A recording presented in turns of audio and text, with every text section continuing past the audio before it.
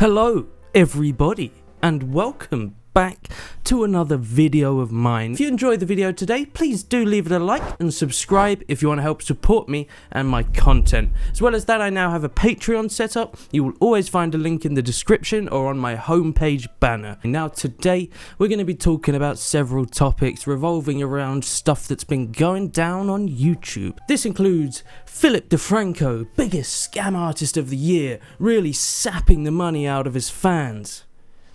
Or maybe not at all. As well as this, we will be taking a look at Social Reposes' most recent video. He is cancelling his tour. Hopefully next he will cancel his life.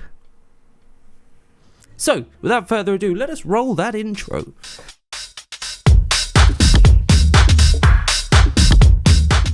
So, Philip DeFranco, it's been well known as being a very unbiased source of news on YouTube. He has run a channel for a very long time now, and he has been facing some difficulties recently. The reason why I'm talking about this is because there have been several YouTubers that have been claiming that Philip DeFranco is scamming his fans, that he's already a millionaire and doesn't possibly need any more money. I really do dislike when channels will unnecessarily try to claim like someone is doing something bad when they're really not, just so you get a good video. This happens far too much on YouTube, and without even saying one of these people's names, you probably know who I'm talking about. This is Keemstar, one of the two people. The other person is Kavos. Now, Kavos used to make some okay content, but his channel has just turned into shitting on people for the sake of shitting on people, just because he knows it'll get him a lot of views. His content is pretty much lifeless. His jokes are pretty immature. So not my favorite YouTuber at the minute. He's been rising up very quickly. He's gaining a lot of traction and a lot of subscribers, mainly for his "this video will make you hate asterisk. He's done one on Jake Paul, he's done one on Rice Gum and other people like that, people I rather dislike, and those were some of the videos that I thought were warranted. But now claiming that Philip DeFranco is scamming his fans is just outrageous. It really is. So this is kind of got a bit out of control now. There are lots of YouTube channels claiming that Philip DeFranco is scamming his fans, and a lot of them will mention the fact that Philip DeFranco doesn't divulge how much money he's earning from his patrons, and he actually discussed this in the H3H3 podcast. He said that basically he sees it as a subscription service, which is also how I see it. I personally think that it would be better if he showed how much he was earning from his patrons, just because, as he said himself, he wants to be as transparent as possible. But I do agree, though, that it is a subscription service. People that use Patreon and pledge money to the content creators, they're doing it to help support them, not as a donation or a handout.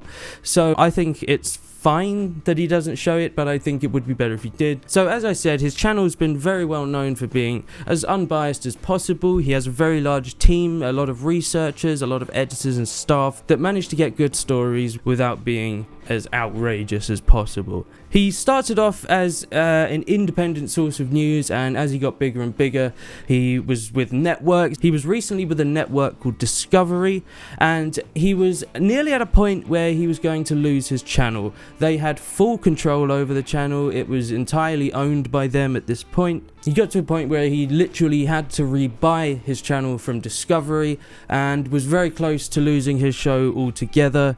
Ended up losing all his staff. Ultimately, SourceFed was then shut down, and his only option left was to make another deal with a similar network to Discovery. His final decision was to become independent once again, but this is no easy task, considering he is at a point where he has very little money left, and doing it this way is the hard way.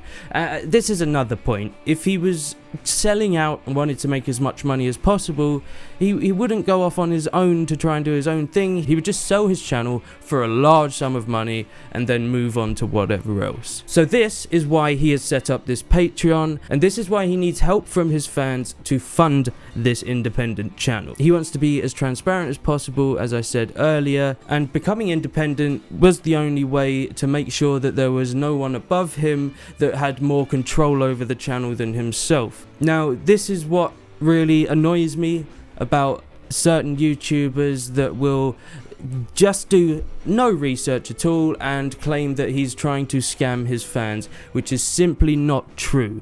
If you start to understand business, even on the smallest, tiniest little level, you would know that he's clearly not scamming his fans. And he's running a business. It's not exactly like he's going to just have millions of pounds spare, considering he had to move away from larger networks. It's just absurd.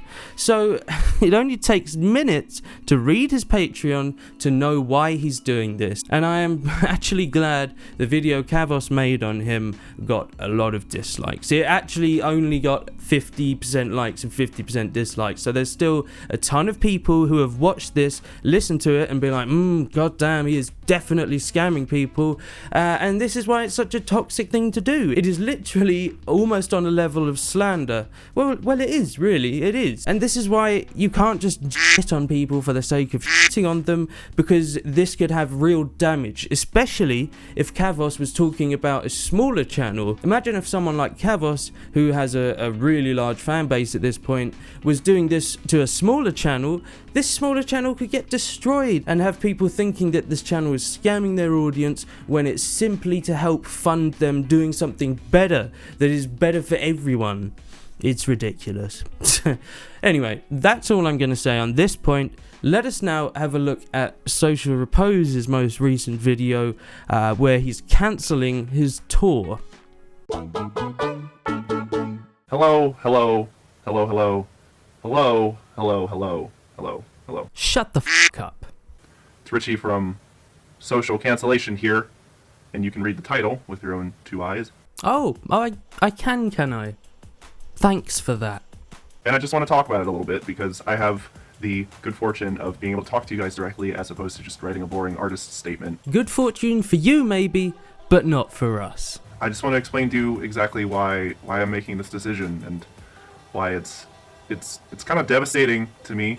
You're making this decision because you're an abusive moron that can't control your ridiculous desires, and as a result, we are all now suffering because of this, especially those fans of yours that wanted to go to your tour but now can't because you can't keep your dick in your pants.